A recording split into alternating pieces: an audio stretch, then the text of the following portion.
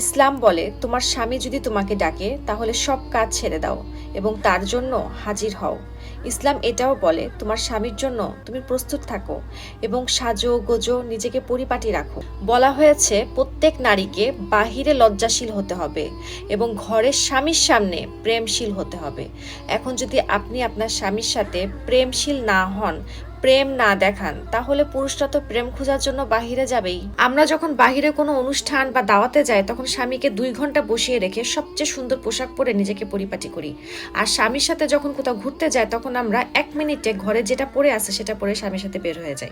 অথচ যেখানে ইসলাম বলে একজন স্ত্রী যদি তার স্বামীর জন্য সেজে গুজে নতুন জামা পরে আর স্বামী যদি খুশি হয়ে সেই স্ত্রীর দিকে একটা দাঁতও বের করে হাসে, তাহলে আল্লাহ তাআলা সেই স্ত্রীর আমল নামায় একটা নফল হজের সোয়াব লিখে দেন। সুবহানাল্লাহ। তাহলে ঘরে বসে যদি শুধু স্বামীকে খুশি করে এত সহজে এত বড় সোয়াব পাওয়া যায়, তাহলে আমরা নারীরা কেন এই সুযোগ নিব না?